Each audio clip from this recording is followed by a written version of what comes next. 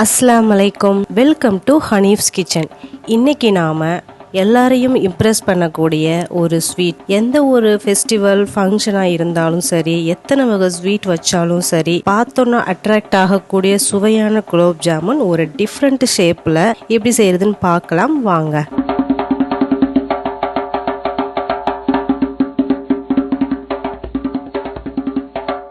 இதுக்கு நான் ஃபஸ்ட்டு ஒரு பவுல் எடுத்து ஒரு பேக்கெட் குலோப் ஜாமுன் மாவு பேக்கெட்டை போட்டுறேங்க. நீங்கள் எந்த பிராண்டு வேணாலும் யூஸ் பண்ணிக்கோங்க.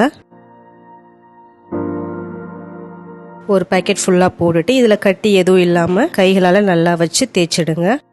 அதுக்கப்புறம் எப்போதுமே குலோப் ஜாமுன் மாவை நாம் பால் வச்சு தாங்க பிசையணும். ஸோ பால் ஊற்றி நல்லா பிசைஞ்சிடலாம். ரொம்ப அழுத்தம் கொடுக்காம சாஃப்டாக பிசைஞ்சுக்கோங்க. இப்போ பிசைஞ்சு அதை ஓரமாக வச்சிடலாங்க. அதுக்கப்புறம் நம்ம சுகர் சிரப் ரெடி பண்ணிடலாம். அதுக்கு நான் ஒரு பாத்திரத்தை எடுத்து முதல்ல 3 கப் சுகர் போட்டுடுறேங்க. அதே அளவே நம்ம தண்ணியும் சேர்த்துடலாம். 3 கப்பு சுகர் 3 கப்பு தண்ணி சேர்த்துக்கலாங்க. இப்போ இதை நம்ம நல்லா மிக்ஸ் பண்ணி அந்த சக்கரை நல்லா கரைஞ்சதுக்கு அப்புறம் ரோஸ் வாட்டர் 1 ஸ்பூன் சேர்த்துக்கலாம். அதுக்கப்புறம் 1 டீஸ்பூன் ஏலக்காய் பொடி சேர்த்துக்கோங்க. அதுக்கப்புறம் கேசரி கலர் ஒரு 1/4 பிஞ்ச் அளவு கேசரி கலர் சேர்த்துக்கோங்க. இப்போ இதை நம்ம நல்லா கொதிக்க வச்சிடலாங்க. ஒரு 2 to 3 மினிட் நல்லா கொதிச்சதுக்கப்புறம் அடுப்பு ஆஃப் பண்ணிவிட்டு நம்ம இப்போ இறக்கிடலாம். இப்போ நம்மளுக்கு ஒரு அழகான லைட் கோல்டு கலரில் சுகர் சிரப் ரெடி ஆகிடுச்சு. இப்போ இதை நம்ம எடுத்து வச்சுட்டு நம்ம பிசைஞ்சு வச்ச மாவை உருட்டிடலாங்க. நான் கையில் லேசாக நெய் எடுத்து தேய்ச்சிக்கிறேன். ஒரு சின்ன பால் அளவு எடுத்து உருட்டிடுங்க. நல்லா ரவுண்ட் ஷேப் பண்ணிட்டு அதுக்கப்புறம் லேசாக கையால் இந்த மாதிரி வச்சு தேய்ச்சி வந்தீங்க ஒரு நீல ஷேப்பில் வருங்க. இந்த மாதிரி நீல ஷேப்பில் பண்ணிக்கோங்க. இப்போ இது எல்லாமாவே நாம இந்த மாதிரி ஒரு நீளமான ஷேப்பில் உருட்டி வச்சிடலாம்.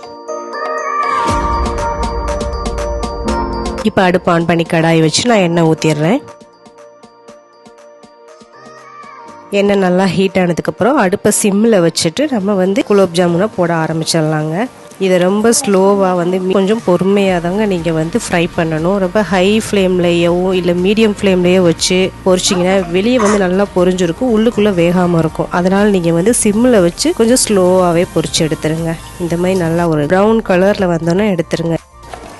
எல்லா குலோப் ஜாமுனையும் இதே மாதிரி நம்ம பொரிச்சு எடுத்துடலாம். இப்போ பொரிச்சு எடுத்த குலோப் ஜாமுனை நம்ம சுகர் சிரப்பில் போட்டுடலாங்க.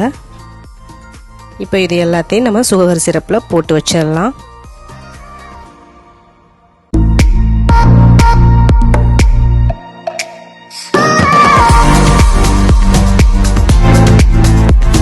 இது அப்படியே ஒரு 4 மணி நேரம் நல்லா ஊறட்டுங்க.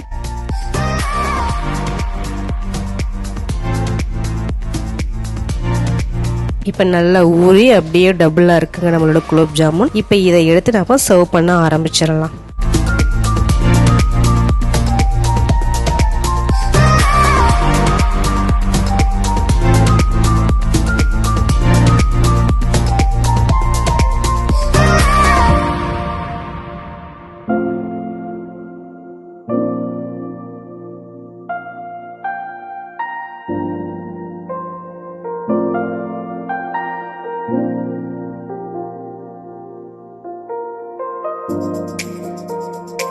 இப்போ இதை நான் சாப்பிட்டு பார்த்து எப்படி இருக்குன்னு சொல்கிறேன்.